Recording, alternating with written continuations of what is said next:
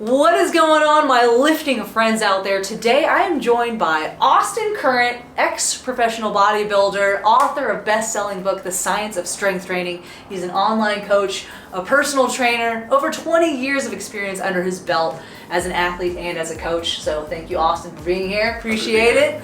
But today we're going to be giving you guys tips on all those advanced lifters out there, those people that just, you've been in the gym for years and maybe you're losing some steam, you're plateauing. We're going to give you 3 tips on how to maintain that excitement for getting into the gym, how to keep that enthusiasm going to make you the best lifter you can be.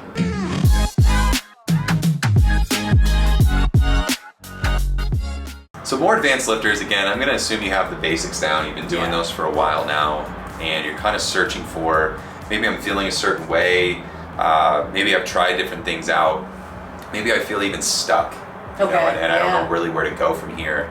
And so these 3 tips are really going to kind of build out that framework of maybe thinking from a different perspective that I've learned over 20 years of lifting and a decade of coaching. Yeah. And so the first one essentially is don't over-index on one approach. Okay. Right. So whether that's I only do 4 reps. Okay. Everything I do 4 reps on. I never go over 4 reps. I never go over 6 reps. Right. Okay. So don't over-index on that. Also, don't over-index on one method. Right. So right now, as we're recording this, a very popular thing, a very popular topic, way of lifting, something called integrated partials, lengthened partials, right? And what we are learning about them and maybe their involvement in hypertrophy or muscle growth.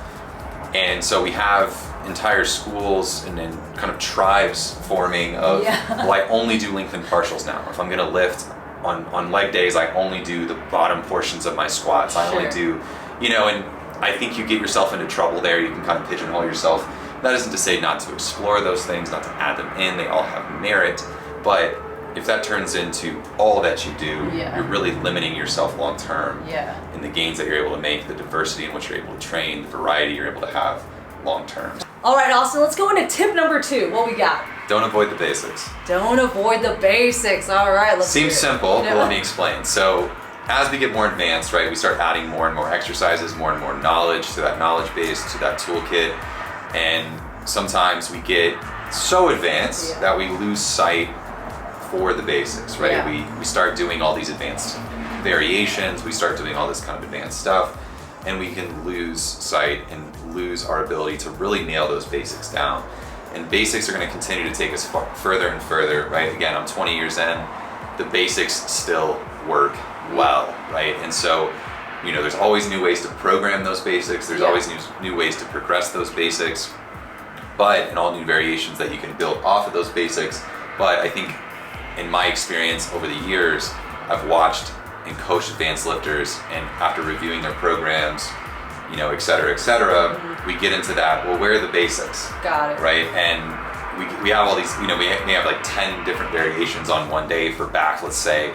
It's like, well, where's this? Yeah. Where's just a fundamental rowing pattern? Where's just a fundamental pull down? Got it. What are we actually progressing and building from here? So it doesn't say you can't have variation, that doesn't say you can't have fun with variations and changing things up over time, but don't forget the basics. Now, are you considering the basics to be like those foundational movement patterns? Like, what are we considering basics to kind of be? Yeah, I think foundational movement patterns, again, there's variations within all of those, but the foundations of, you're pushing, you're pulling, you're squatting, you're hinging, all of those patterns, like, don't forget those, right? And so continue to build up those patterns, continue to approach them in new and different ways in terms of how you're maybe programming them or progressing them. But again, like a barbell back squat is always going to be a great lift. A barbell row is always, it seems basic. It's like, oh, we have all these new machines, all these new cable variations. A barbell row can get you there, can keep getting you there, right? So, deadlifts still work great. Bench press, still great, and that isn't to say we can't, again, have variations. We can't fit new things to our structure that feel maybe a little bit better. But again, don't throw the baby out with the bathwater. Don't throw out the stuff that's going to work long term, and just don't forget to continue to hammer the basics.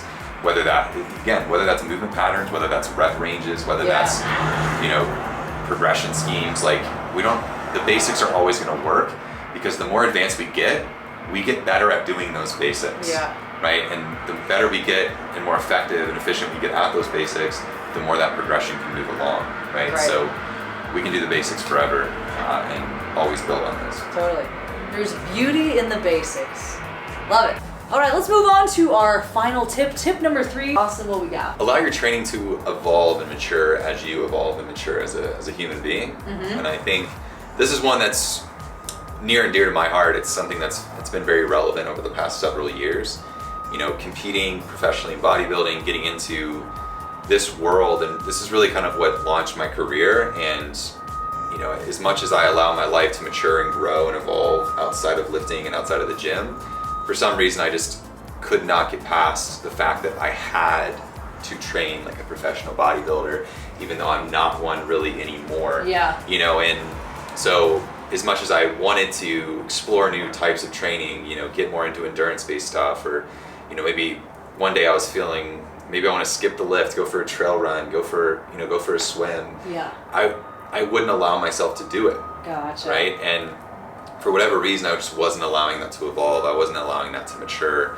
You know, I kept feeling like if I'm not training 5 or 6 days a week, if I'm not hammering volume, if I'm not hammering progression, what am I doing? Yeah. That's not how we approach any other thing in life, at least for me. And so kind of just taking a step back, allowing things to evolve, allowing things to mature as I've matured, allowing my interests to sort of take me different places, allow my curiosity to take me different places. Because again, like all this is building off the foundations. We're building off the basics, and we're not forgetting what those things are long term and how to just continue to evolve and grow and mature. And that includes our training. And I think advanced athletes, you know, in my own experience, and whether it's for myself or coaching people, we get stuck so often and just we get so ingrained, we get so focused on like this can't change. I have to keep hammering it. Even if it feels like you're, you know, hitting your head on a brick wall and you can't seem to get past that plateau or that lull in your training.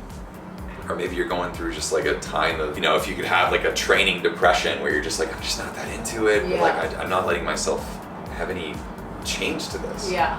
Let's just change it. Just loosen the grip, allow things to evolve.